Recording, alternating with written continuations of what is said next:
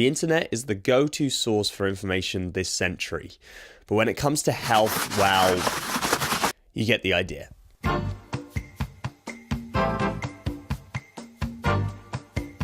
Google says a severe mental disorder in which thought and emotions are so impaired that contact is lost with external reality. I get that thoughts and emotions do change with psychosis, but I never felt like I fully lost what this kind of external contact with reality is. In fact, I kind of see it like it almost sounds like I'm like in a coma and I just could not connect with reality at all. Like I couldn't talk with you or anything, which is just complete rubbish, in all honesty.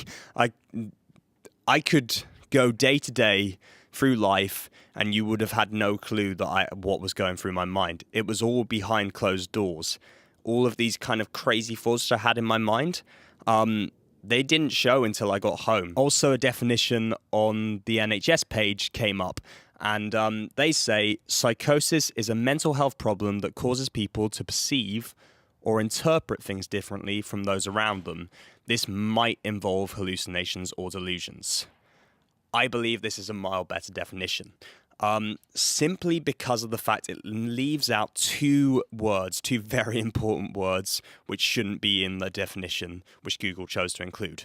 One is severe, and the other is disorder. Very simple reason why for me, which is mental health is such this kind of spectrum where you can't really be sure how a certain condition might affect other people. So I know people who have experienced psychosis far worse than I have.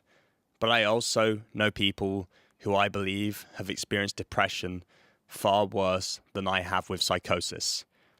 And I don't think this kind of leveling of different health conditions helps in any way, simply because it implies that some mental health conditions aren't problematic, and they all are, including psychosis and everything.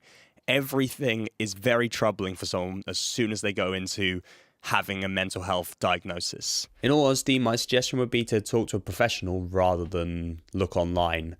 But if you were for any reason interested in what psychosis is like, well, these two know it quite well. I think psychosis is a break with reality, really. I understand psychosis as an alter in people's perception. And that can come in lots of different forms. So I think the main things of that is kind of really unusual beliefs that kind of conflict or contrast with the norms within someone's culture or their society. It affects people in different ways. So some people can be a harm to themselves, they can be a harm to other people, but not everyone is. I wasn't hospitalised, some people were, and some people are.